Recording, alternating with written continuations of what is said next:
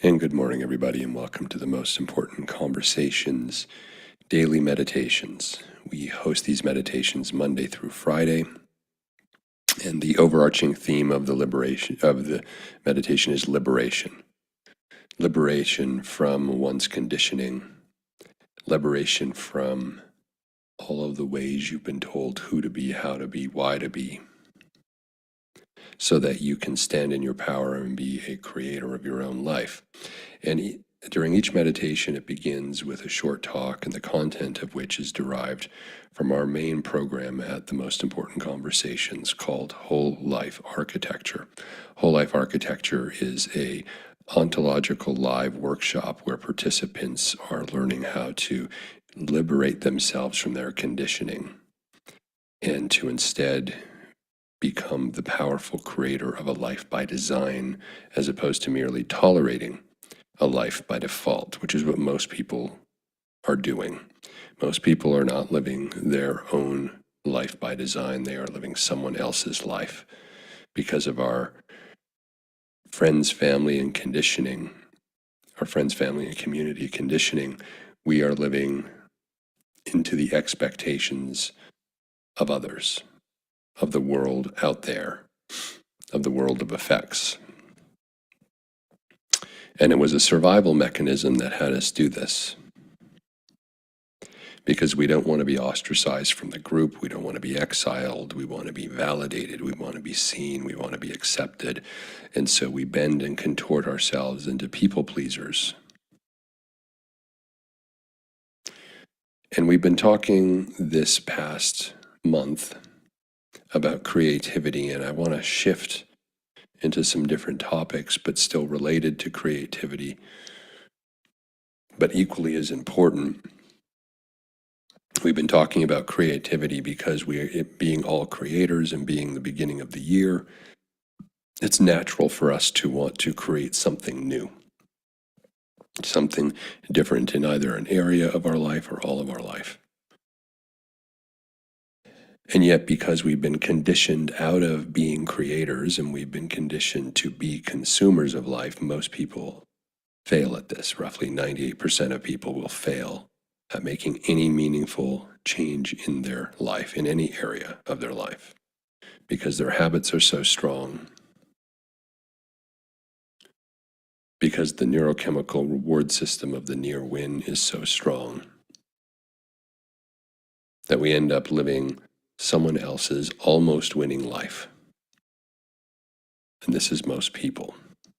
But I'd like to talk about perception this morning, and how by shifting our perception, we can access a totally new reality, a totally new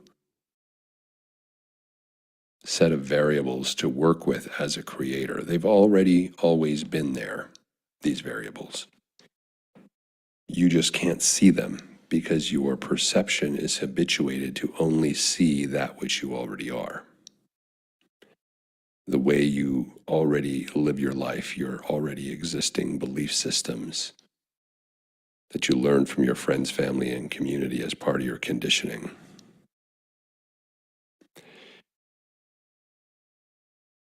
We perceive what we believe, and then recursively that perception reinforces our belief system. If you believe a certain thing about the world,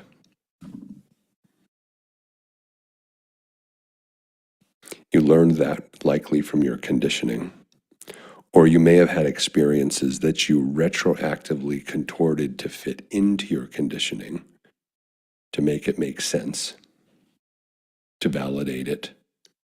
Because again, we're so adverse to change because our brain views change as an affront to our safety and security. It's an unknown. So we're so avoidant of change that even when we get new experiences, we have to somehow meaningfully integrate it and connect it into our existing belief systems. And therefore change never occurs. You perceive what you believe. So if you can begin to create a new belief system,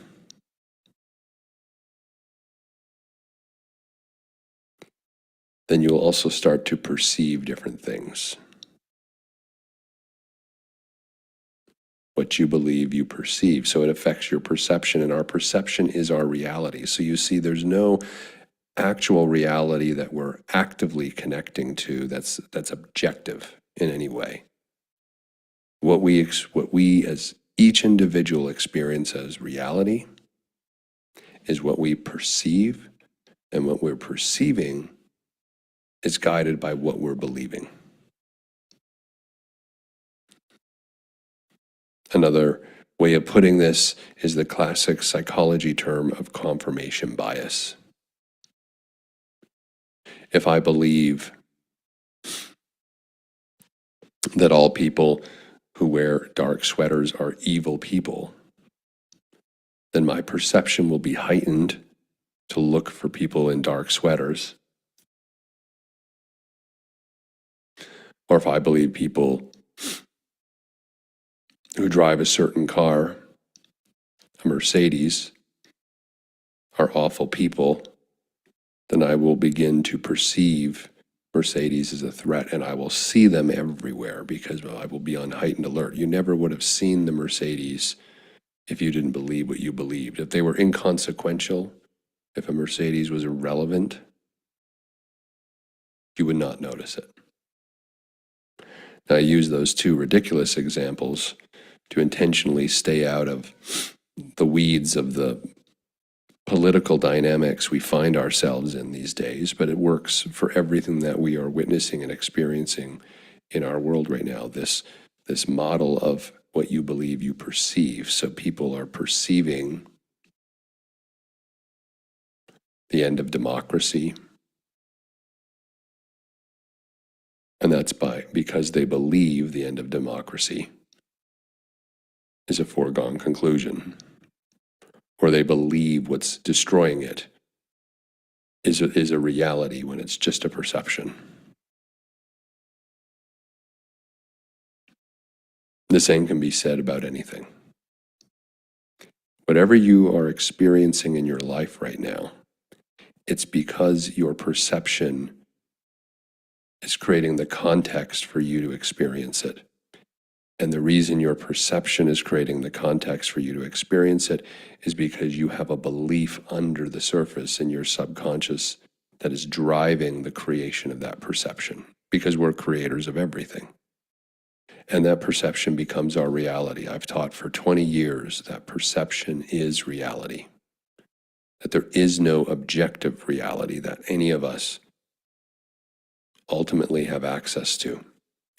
Reality is a social contract between the perceptions of people who come together and call themselves a community, or a culture, or a society.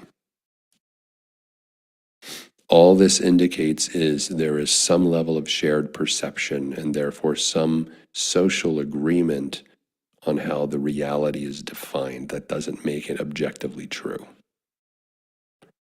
So for you, and for all of us, the opportunity is to recreate your perception and therefore redesign your reality according to the perception you choose to create.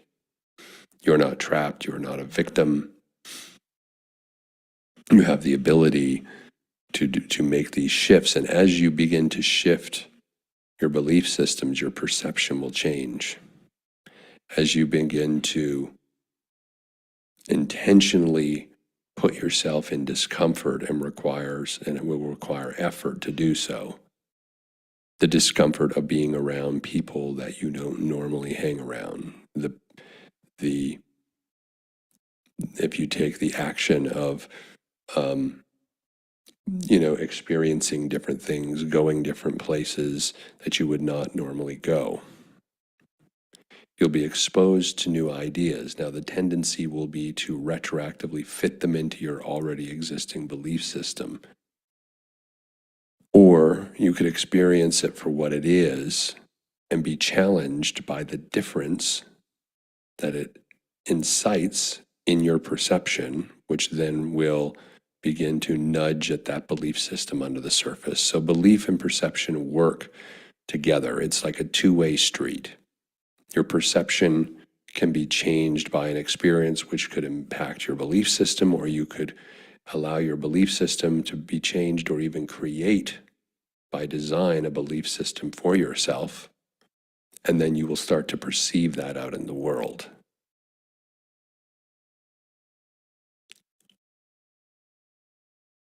And then you will add meaning to those experiences, and the whole thing continues to deepen.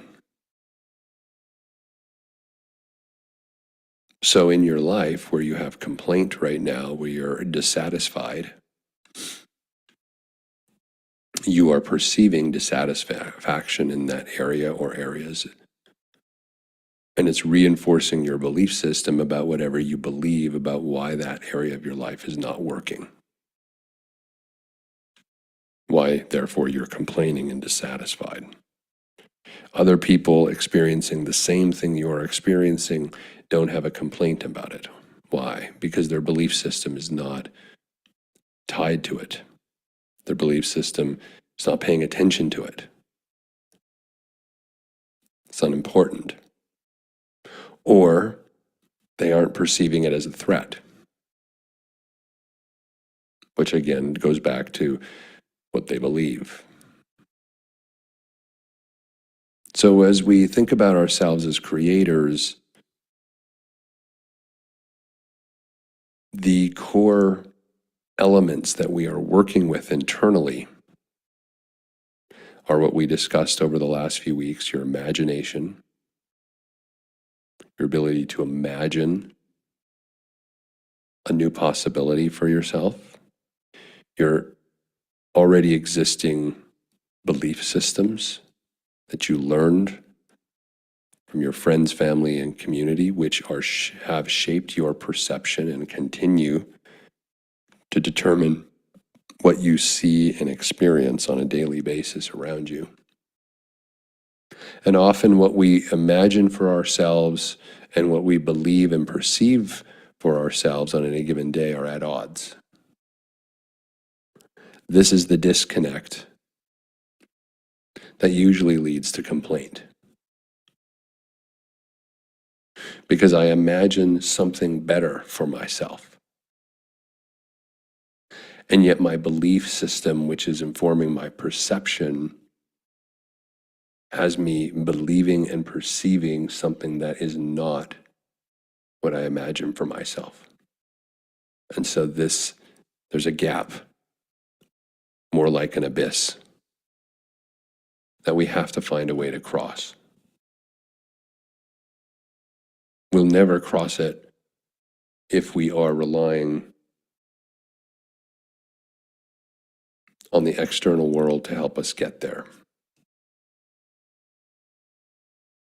We'll never cross it hoping things will get better. We'll never cross it by merely consuming the world of effects, by being of the world. The only way to cross it actually is not to cross it at all, but to realize even the abyss is a perception. That it occurs to us as though there's this impossible chasm between our imagined life and the life of our beliefs and perception. But by merely changing our beliefs, being intentional about it, creating a new belief model or construct for our life, architecting a new belief system by design, will change our perception. And we can architect that belief system to be congruent with our imagined life. Whatever you imagine for yourself, you can begin to create a new belief system that will then have you perceive opportunities that already exist around you to make that belief into a perceived reality. which can match your imagination for what you imagine for yourself in your life, whether that's a certain career or business you want to start, whether it's a certain nature or quality of relationship you're after, whether that's transforming your health and experiencing yourself as a vital, vibrant, healthy person, whether that's the nature and quality of your friendships, whether that's where you live in the world, what constitutes your lifestyle. All of these are acts of our creation, but most of us are asleep at the wheel, and therefore we're living this life by default.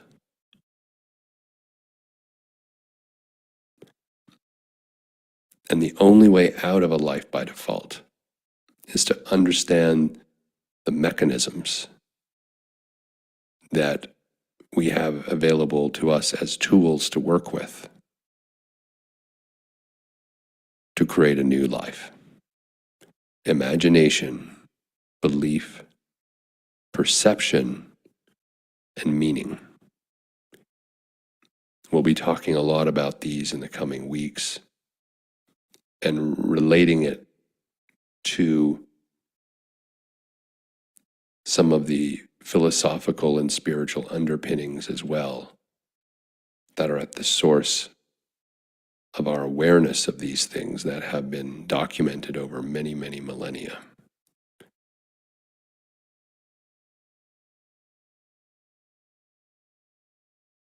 There's been an esoteric side of humanity that has always known how to work with these elements to create what one wants in their life.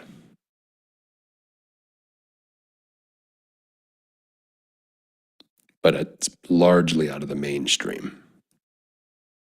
And the reason is the mainstream culture doesn't want you to change. It wants you to adopt and merge with the conditioning.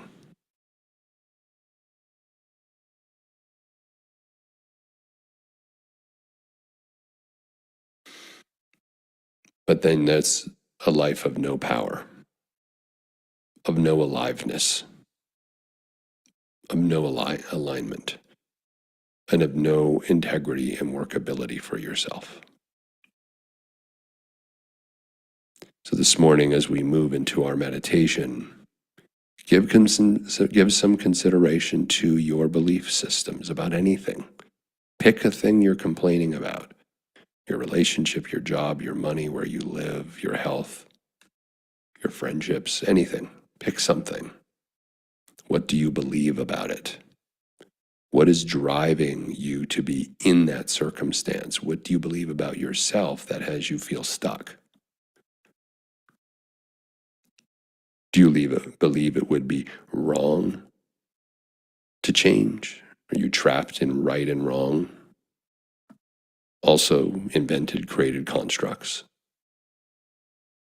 Do you believe you don't have the ability, the power, the time, the money, the space, the information to make a change in that area, to imagine something else for yourself so that you can then work on your belief system, which will change your perception, which will change what you physically experience, and then you as creator get to create meaning out of the experience to further embed and embody it into your subconscious. This is the path of how this works.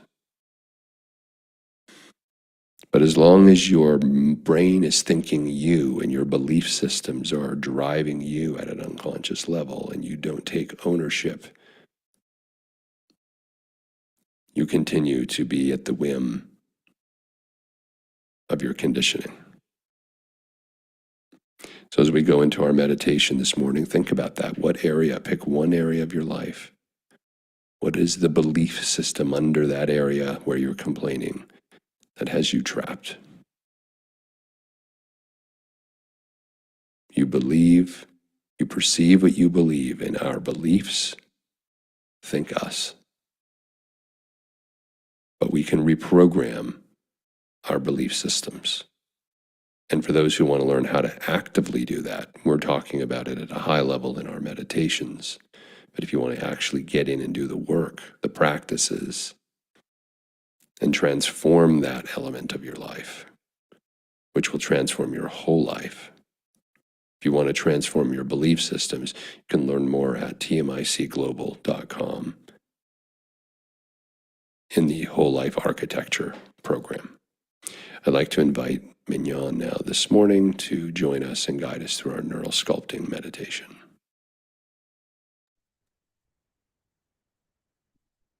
Thank you, Chad. Greetings, everyone. This morning's meditation supports you to fill in the newly created space with a more authentic knowing or intentional idea after releasing a story or stress or fear that no longer serves you. You may hear me spell out words or dial things up or down, along with some playful imagery, all by design as part of the neural sculpting meditation process. This process helps calm the nervous system, primes the brain for supportive ideas, and gives you agency in how you move through life. A regular neural sculpting practice can help anchor desired outcomes and create lasting shifts.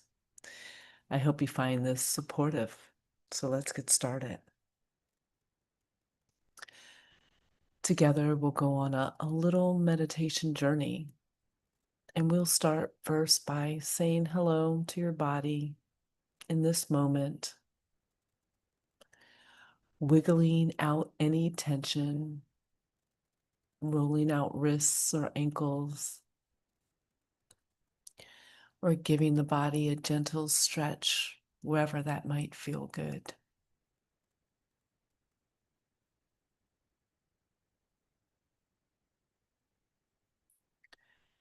And you might like to find a comfortable seat, or perhaps you prefer to lay down, adjusting your environment to support you however you'd like it to. Your thoughts can be focused or scattered, but your body is right here in one place, waiting to respond to your mind. So, what if you could notice at this time which parts of your body would like a little permission to let go and relax a little more, so that you sink your weight into the cushion or mattress or ground just a little further?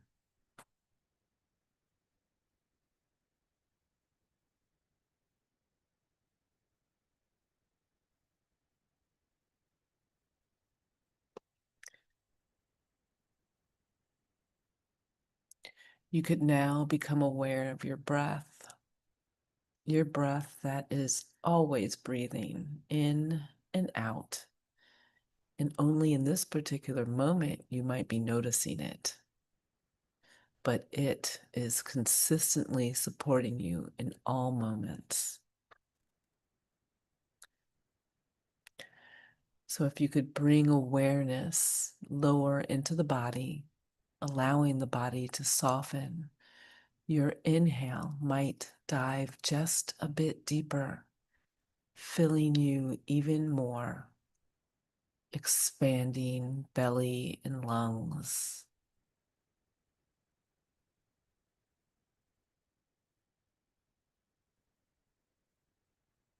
And your exhale, that can just spill right out of you effortlessly, as though it could fill the room.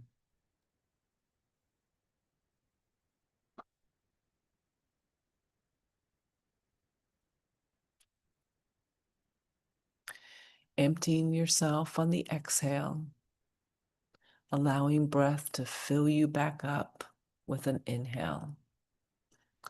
In and out,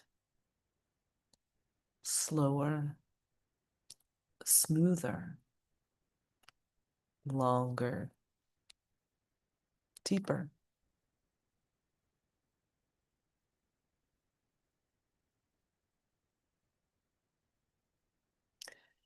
There are things about this moment that might make you comfortable, possibly a comforting thought or a specific aspect of the room that supports your comfort.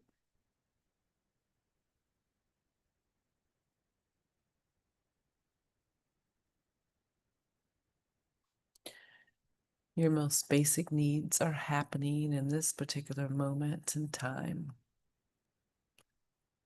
Your body is doing everything it's designed to do. You are breathing.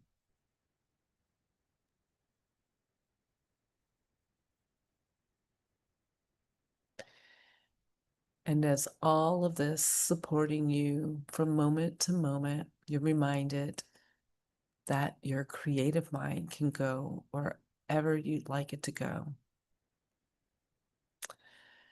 It might be funny to imagine your hands were like a Swiss Army knife. Maybe a finger or two had a special handy tool like a saw, a screwdriver, or corkscrew. How wild would that be? What handy tools would you imagine in the palm of your hands or fingers?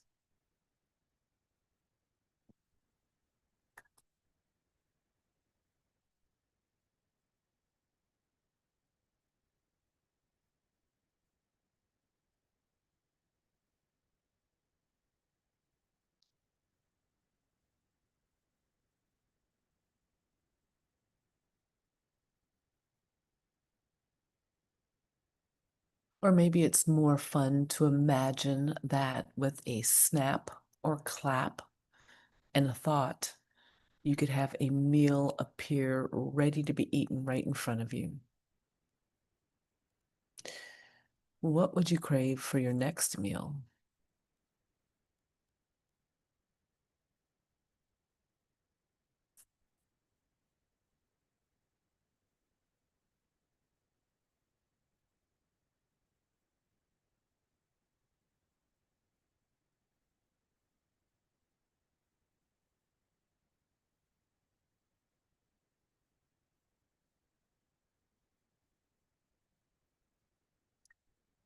And with your creative mind able to go where it wants while your body remains comfortable and breathing, you might find extra comfort knowing that you are the author of this meditation.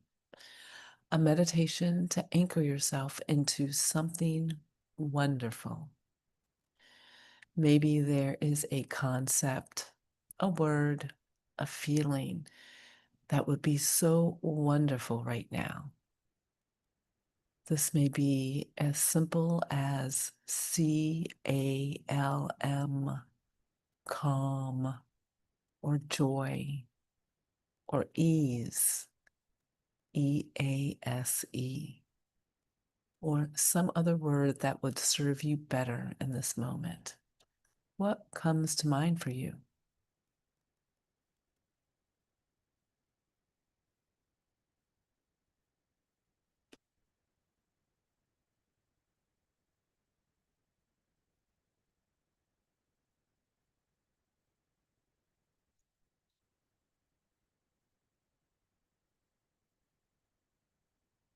This word, this idea, this might be something you are familiar with from your past. This might be something you have never experienced before. Maybe this is something that is natural for you and feels good to embody.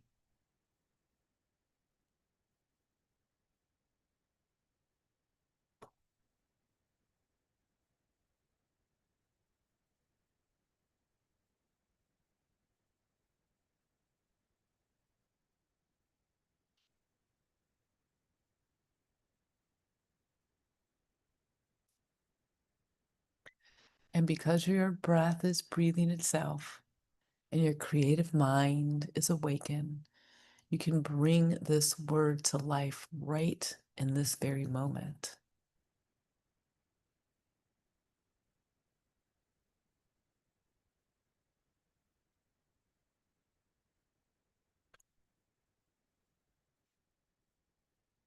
If this word could have a color, what would that be for you?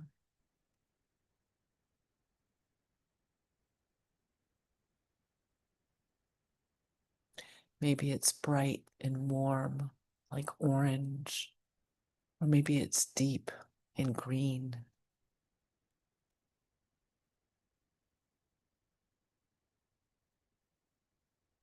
or some other color.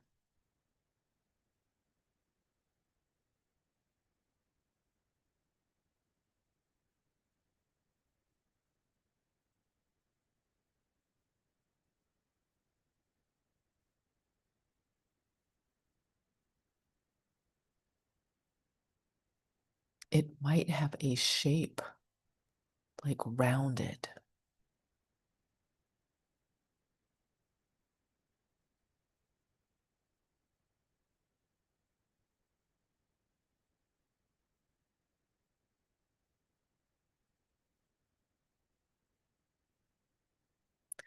it might have a temperature, cool or warm,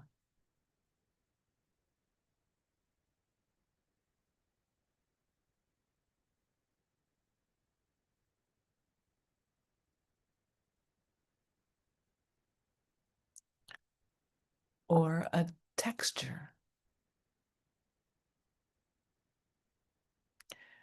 bubbly and spacious, or smooth and slick, or light and feathery.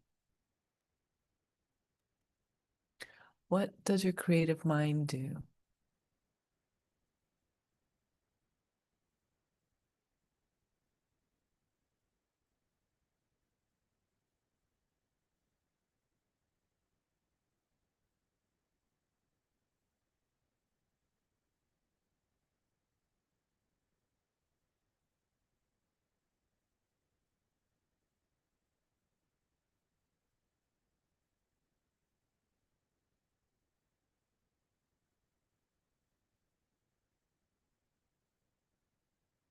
What would it be like to take this color, texture, vibration, this word, and drink it in or drop it right into your body like dye dropped into a glass of water?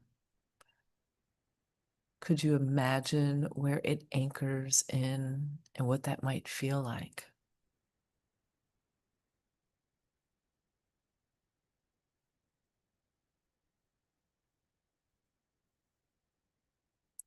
Maybe it's a warmth that spreads or a deepness that anchors you comfortably.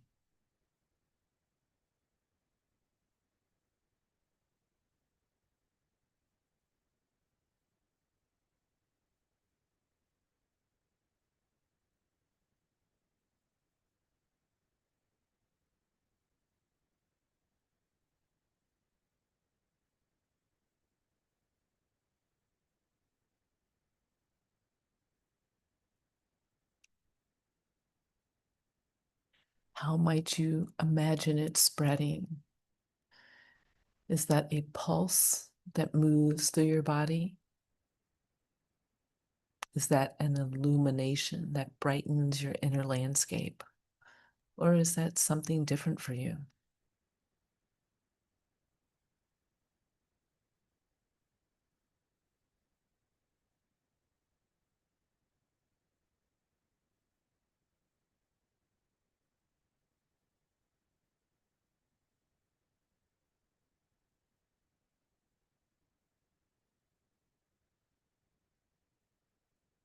And remembering that your body listens to your narrative, so too your body is listening to the way you relate to this wonderful concept and these colors and vibrations.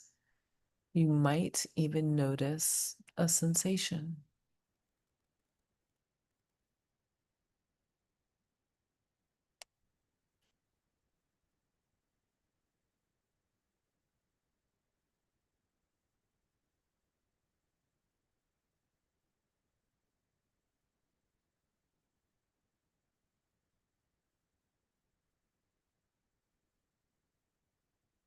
Where is your body most responsive to this experience? It might show up like a glow on your face that turns the edges of your mouth up into a smile. Or it might be a relaxed softening in your belly. What do you notice?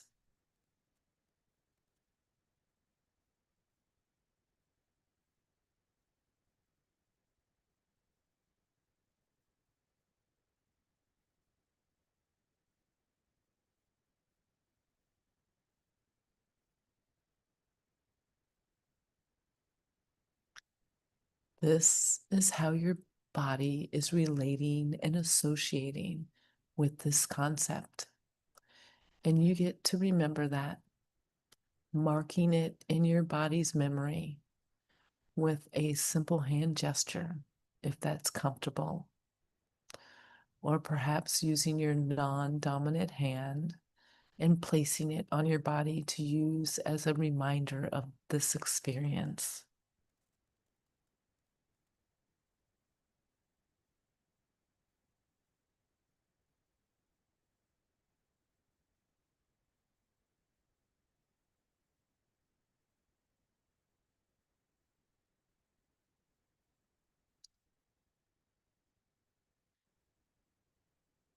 There might be a word that can also activate this experience for you in your day to day life.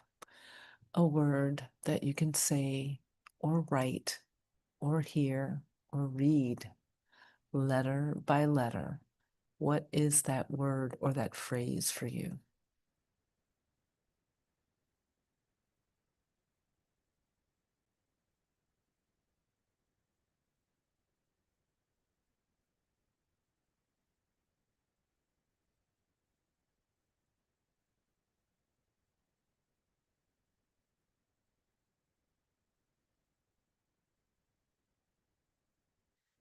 And because your body listens so well to your mind, your body may remember this story each time you say your word or make your hand gesture or do this meditation, filling yourself in what serves you best. And just as your breath breathes itself, even when you're not noticing it, so too this vibration can expand even when you are not noticing it. And each and every breath can integrate this experience more and more until it becomes familiar, widespread inside of you. Integrate it. You are invited to continue to explore this concept, idea, or word, maybe allowing it to expand in your inner landscape, allowing it to integrate, even as you move your awareness to your outer landscape, slowly to the sounds around you, moving fingers and toes, and gently opening your eyes when you're ready to end your fill in meditation.